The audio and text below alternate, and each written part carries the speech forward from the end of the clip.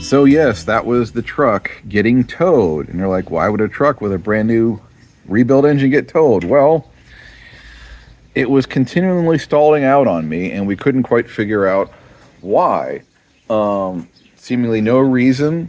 After it happened a couple of times, I thought maybe I just had run out of gas and wasn't, reading the gauge right. But after the second and third times, I just said, well, we got to do something. So back to the shop it went after only being home for a couple weeks, 3 weeks. We'd put that new fuel pump on. You can see back there, just a few months back. And I don't know.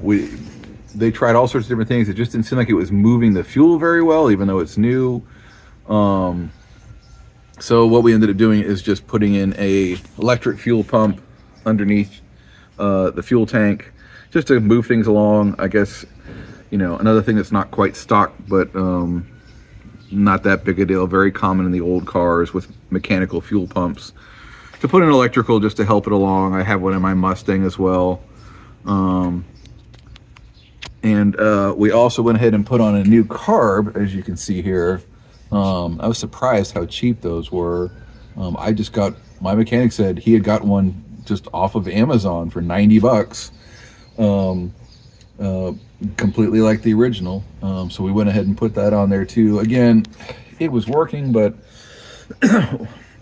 what I've heard on carburetors is you can rebuild them, but they'll never really quite be as good as when they were new. And for $90, why not just go ahead and get a new one? So yes, a new fuel pump, additional electric fuel pump, new carburetor, and something else.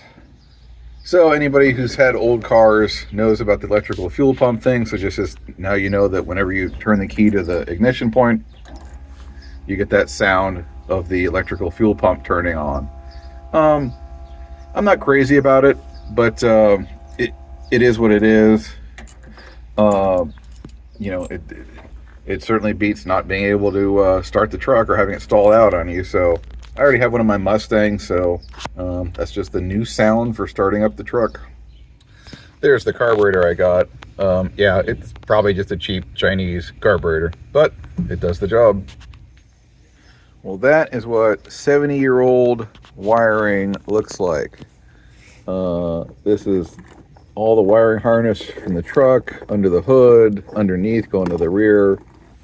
You can just see how ancient this stuff was. When I was having the truck engine rebuilt, they gave me a list of a few things. They said, you're really going to want to take care of these. Some can go way down the line a bit, others really pretty soon. And the wiring was one of them, and as you can see why. A lot of this stuff is just bare, some DIY butt connectors, and a lot of bare wire that was a major fire hazard.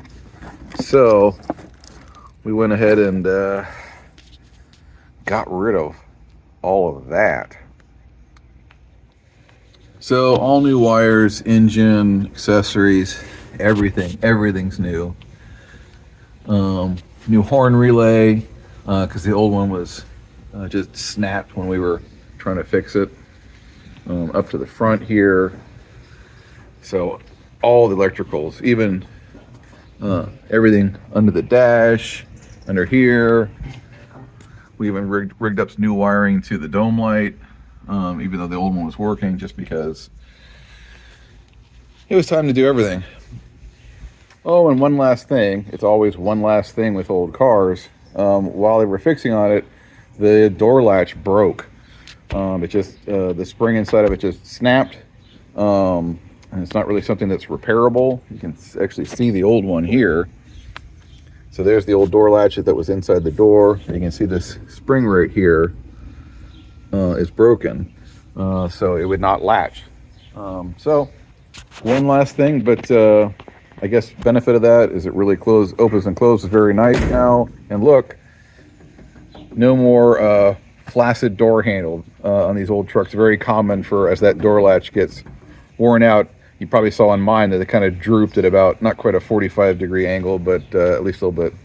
But anyway, so lots of stuff on the truck, but I'm thinking everything mechanically hopefully is dialed in now, and we'll be able to have some good cruising this summer and fall.